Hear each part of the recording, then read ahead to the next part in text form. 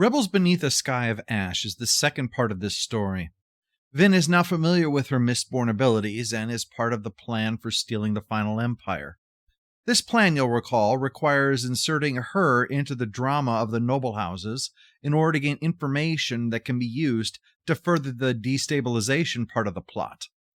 The difficulty with that is going to be successfully passing her off as one of them. On the one hand, she has plenty of experience playing roles in capers, but on the other, those roles were never something like this. She may understand how a noble should seem for a small con, but a long-term infiltration, that's going to require a lot of preparation. For starters, she's going to have to get comfortable with looking like a girl, something her brother had advised her to avoid. And it's easy to understand why, given the crowds that they ran with. Plus, there's the fact that a pretty girl draws attention, something that a criminal wants to avoid pretty much always. The point is, this is another time when Reen's advice to his sister runs against what the job requires.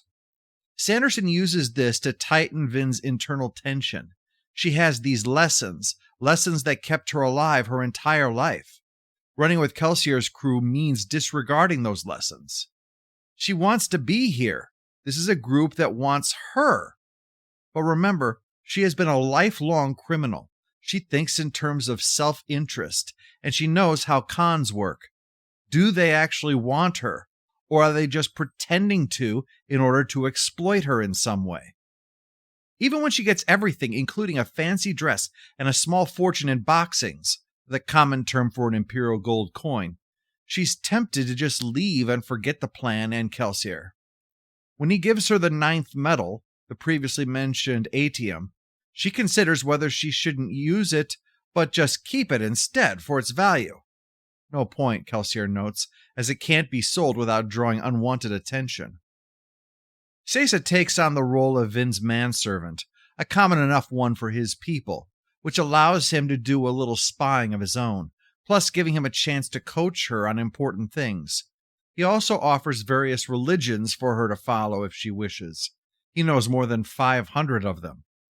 In a passing conversation, Kelsier wants to know ideas on how a religion succeeds in spreading, based upon Sesat's understanding of them.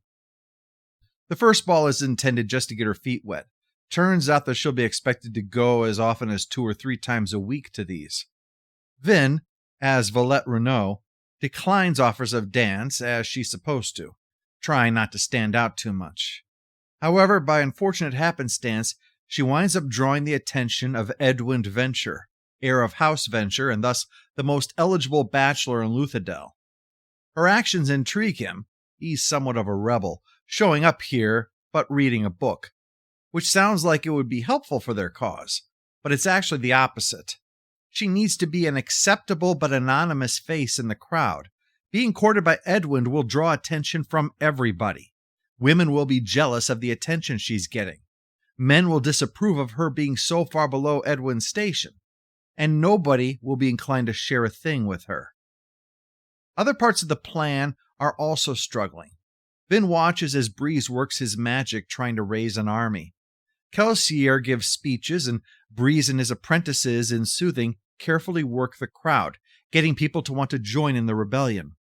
Sanderson has Breeze explain before this that soothing isn't mind control, just similar to being a little more charismatic than you normally are. That's vital because it suggests that the role is to essentially give Kelsier the ability to work past the cultural effects of the Ska being beaten down, to get them past their lifetime of fear of the Empire, and their doubt that it would make a difference, to give the yes that they might otherwise hesitate to give.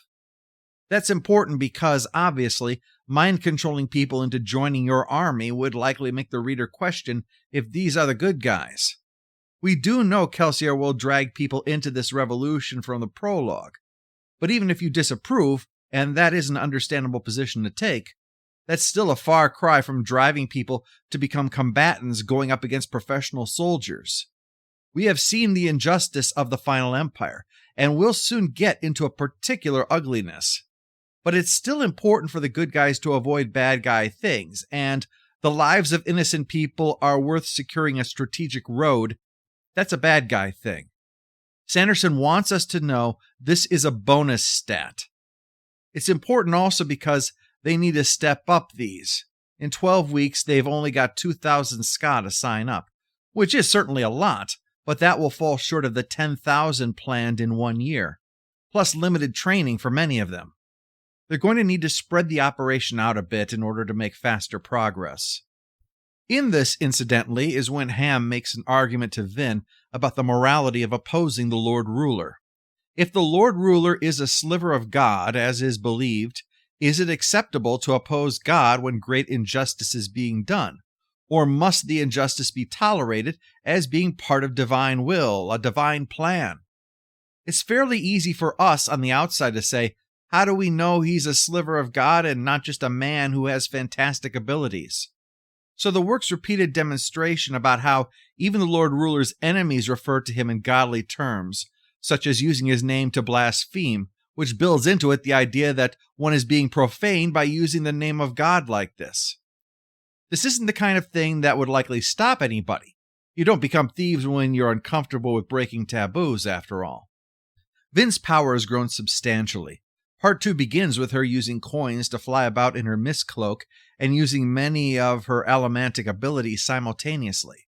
She practices against Kelsier, but while she loses in a pushing match, he notes later that considering the difference in their body weight, she did an impressive job holding her own against him. Remember, even though this is magic, there is science underlying a lot of it. Her having less mass means that it's easier to push her around. Literally.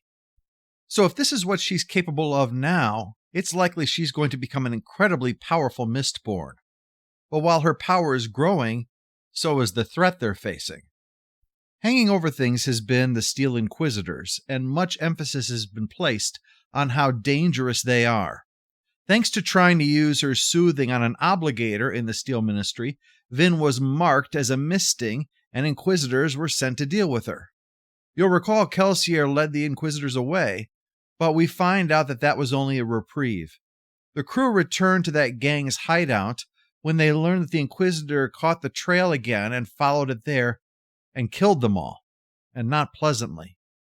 Even worse was Cayman. He was the one who was the de facto owner of Vin, the one that Kelsier had stripped of his role and turned into a beggar for beating her.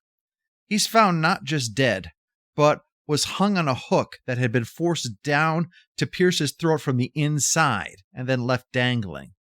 This very nasty form of killing is done when someone has misused allomancy, so it's likely the information about Vin was tortured out of him, and thus he was executed like this for exploiting her abilities. This all impresses upon us that the Inquisitors are dangerous, but this has first been simply telling, and now in showing the aftermath. Sanderson is building them up for when they finally make their entrance. They're this Terminator-like threat that is trying to track down Vin, and they're not going to stop trying. Cayman is found, incidentally, when Vin is skulking trying to follow Kelsier. She even gets attacked by him by accident when he notices her, thinking that she must be a hostile.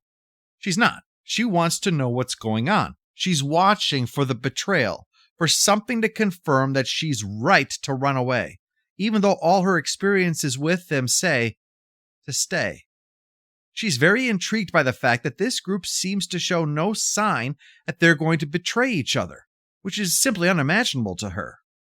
It sets up the problem that we run into in the latter part of Part 2, when she decides to follow Kelsier again, using a makeshift road that allows flying Mistborn to travel faster than horses as they head to Kredek Shaw, the Imperial Palace where Kelsier believes the atium is stored. It's a scouting operation. This is an echo of the same job that he was doing when he and his wife Mayne were captured by the Lord Ruler and sent to the pits of Hath Sin. Kelsier figures out Vin is following him, and obviously this is not the kind of job you should go on. She is still developing her talent, and while she's a natural, she should really gain some more practical experience before trying to raid the palace. But Vin is determined, and Kelsier knows that if he tries to forbid her, she'll just pretend to agree and then follow him, so better to at least be working together. This is when he introduces her to the 10th metal, atium. Burning it allows her to see a little bit into the future, to know what's going to happen and react to it. You can block attacks before they're even made and strike before the opponent gets their defenses up. But there are two serious catches. One is that you naturally break it down whether you're using it or not, so you need to know when to use it and when not to. In doing this, Sanderson is giving Mistborn, the only ones that it's stated in this book that can use it, a special ability that nobody else has, but also a reason that it has to be used sparingly. Use it too soon, and you won't have it when you need it. Hold back, and you may get killed before you get the chance. That's especially because of the second reason, when ATM user faces ATM user. When that happens, you're going to get a feedback loop. When you use it normally, you see a sort of phantom image that shows exactly what is about to happen. So you'll respond to that. But if they are using ATM 2, they see you respond to that. So they respond differently. So you respond differently. So they, and you get the point. It becomes a whole flurry of movements, like when the bad guys in the Matrix dodge bullets. You basically just neutralize each other's ability to see the future with all the chaos. Heading inside is when Vin kills for the first time. She uses her powers to kill some of the guards. As Kelsier notes, any Ska who works for the Final Empire are a traitor to their people, so there's nothing to feel guilty about with this. The assault is complicated by the fact that the guards don't have medals of any kind on themselves in order to prevent allomancers from exploiting them. But that's not the real problem. As you can guess, it's when a door opens and Kelsier finds an Inquisitor on the other side of it. His reaction sells the seriousness of it, as he tells her to run, as if they've just found a dragon sitting on the other side. The creepiest thing about the Inquisitors is that they have huge metal spikes that go through their eyes and their brain, and come out the back of their skulls. Those aren't the only ones, but they are rather obvious. 2 more Inquisitors are on hand, and they're after Vin. Her use of ATM buys her a momentary advantage that surprises one of them, but the Inquisitors have ATM that they can call upon too. Ultimately, Vin receives what should be a mortal wound and only survives because Sacet rescues her, then performs surgery, all while they're giving her pewter to keep her strength up while she heals, but it is definitely touch and go for her. All this impresses upon the reader just what Terminator-like beings these Steel Inquisitors are. Kelsier doesn't win, he just escapes. Vin doesn't win. She barely can be considered to have survived.